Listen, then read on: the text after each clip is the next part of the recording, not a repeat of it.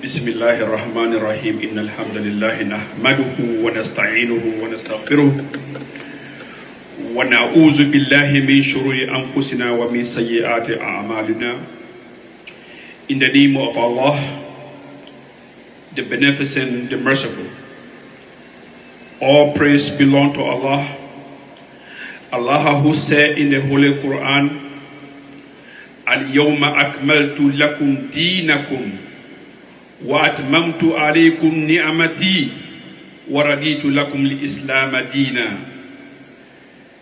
We praise Allah who said in the Holy Quran in our quote, today I have perfected your religion for you,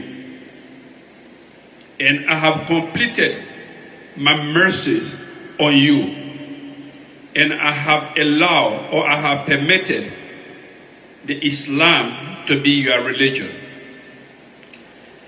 Brothers and sisters in Islam, today's khutbah,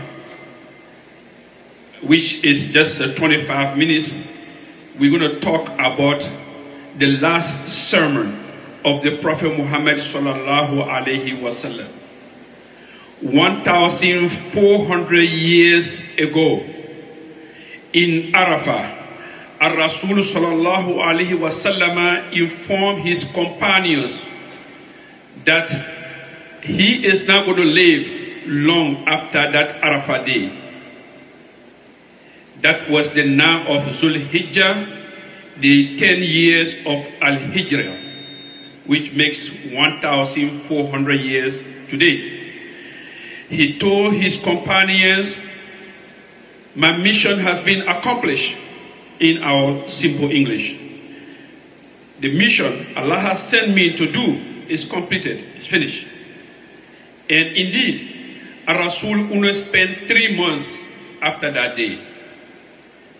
The khutbah we're going to talk about today, it was on the 9th of Zulhijjah, and Rabiul Awwal Rasul passed away.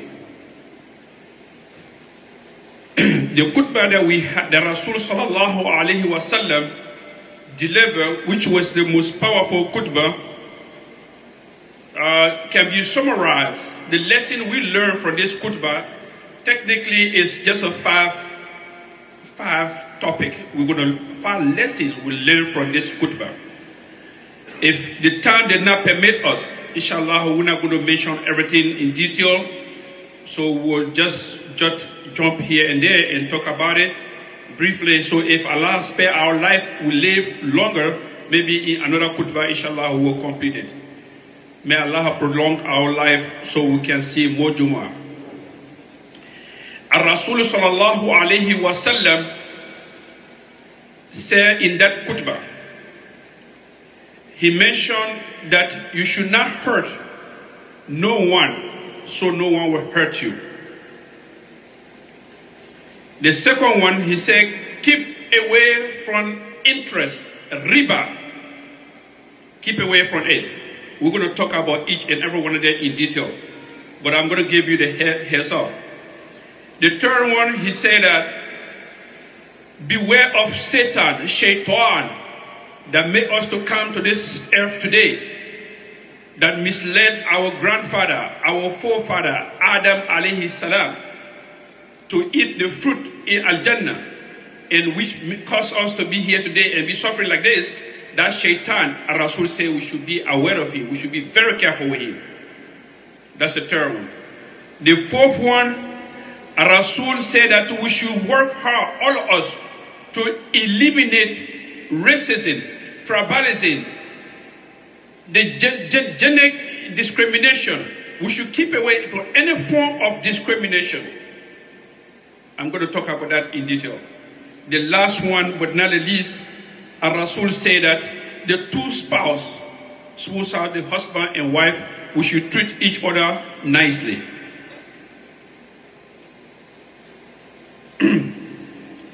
That was just the heads up of the khutbah that we're going to talk about today. The first paragraph of the Rasul khutbah alayhi salatu wasalam, Ya ayuhan nas, inna dima'akum wa amwalakum wa a'radukum alaykum haramun إلى أن تلقوا ربكم كحرمة يومكم هذا في شهركم هذا وفي بلدكم هذا وإنكم ستلقون ربكم فيسألكم عن أعمالكم فمن كانت عنده أمانة فليؤديها إلى من أعتمنه عليها. The first one, like I said, Rasul sallallahu alaihi wasallam, he trying to tell us that all Islam want us to be is just to be a nice person. That's all Islam want us to do. When it comes to our interaction with people, even our interaction with animals, we should be nice person. That's all Allah wants.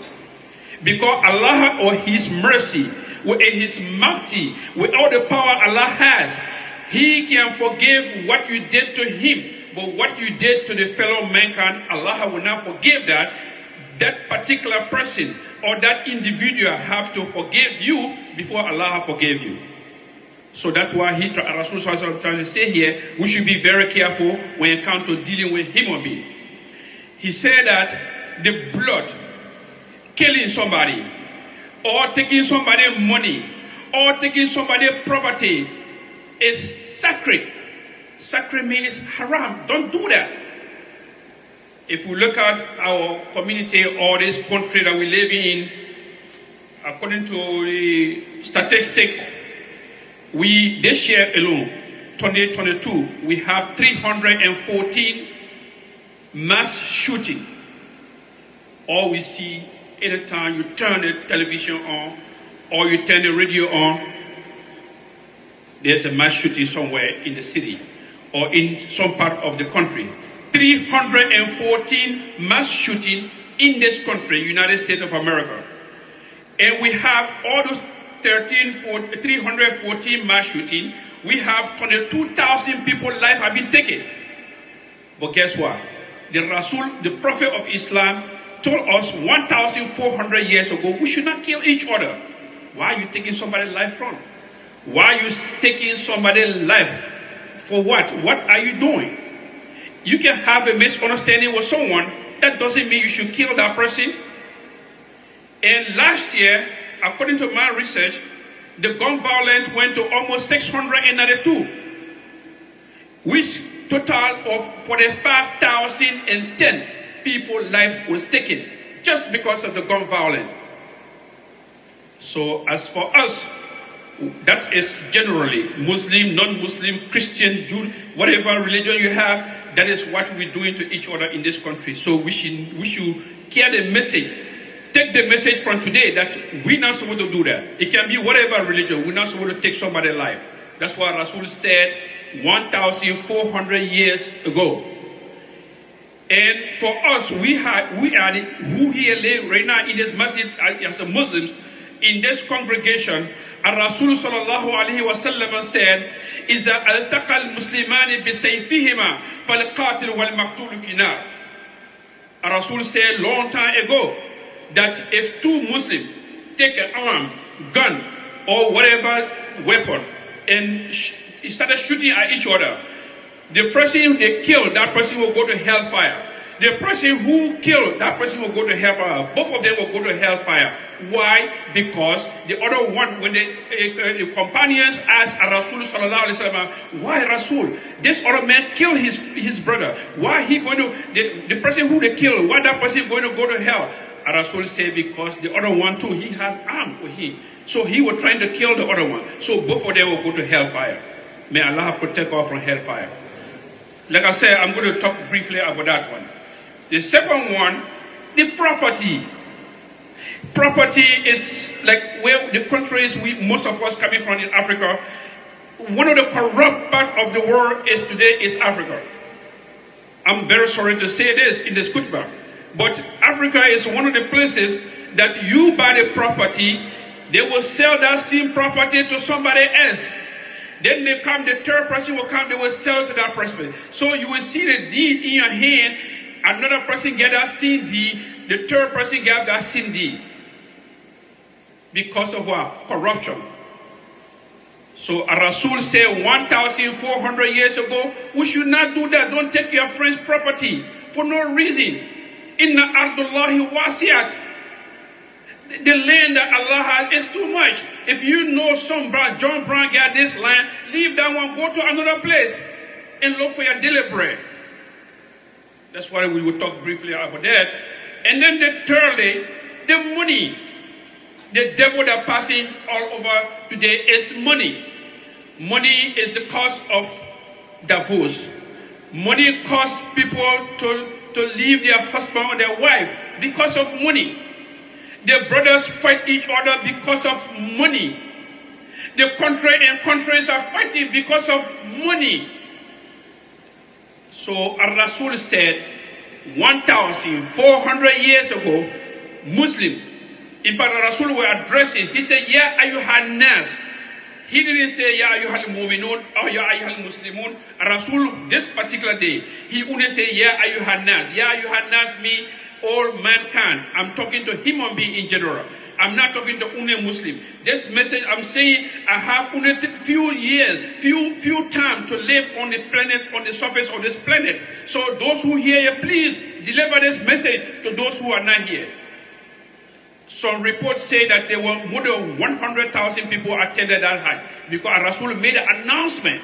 He made public that this year Rasul going to go to Hajj. So people came from all walk of life. They want to join the Rasul. And Rasul was telling them, please copy from me what I'm doing here. Please copy from me from today because I'm not going to come to another Hajj again in my life. And indeed, like I said, indeed, after that khutbah, he only spent 3 months, 2 months and few days, and he passed away. So, what I'm saying here, money is the devil. We say this all the time. You gotta be careful with money. Because of money, countries are fighting with country. All the war you hear about Ukraine, you hear about war in Ethiopia, you hear about war in this country. What are they doing it for? They're doing it because of money. Either for diamond and gold or whatever, that money. And that is the money, if you don't get it the right way, it will take you, it will lead you to what? To hellfire. May Allah protect us from hellfire. Today we see some young folks, instead of going to work like everybody else, they will go crook people and take the money from them. If you crook somebody and take that money from that person, whatever you're doing, the judgment day, Allah is going to ask you how you manage to get that money and how you spend it. We said it in our khutbah here before. لا تزول قدم عبد يوم القيامة حتى يسأل عن أربعين. Human being, one day you're going to stand in front of Allah. Allah will ask you on so many things. 4 major things. You will never take a step. Allah will ask you. Allah will ask you.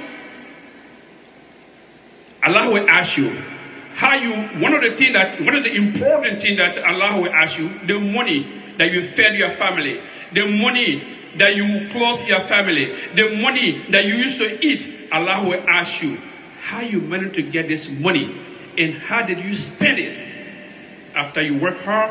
If you get the money illegally, that's a crime by itself. And how you spend it, that's another crime by itself. That's the first one. The second one, Rasul stressed on in his last khutbah is a riba. Riba is interest. Muhammad Kane don't have money. He is going through a difficult time. He will come to Mr. Ducle, Mr. Jallo, or whatever, and tell them, please, my brother, I need money. I really need money. I don't have to tell you all the details, but I need money. Can you please borrow me $100? $100, $1,000, $1 million? Then Mr. Jallo will say, okay, you know what? Yes, I'll give you $1,000. But when you pay me back, you have to pay me $1,500. That is what Islam says.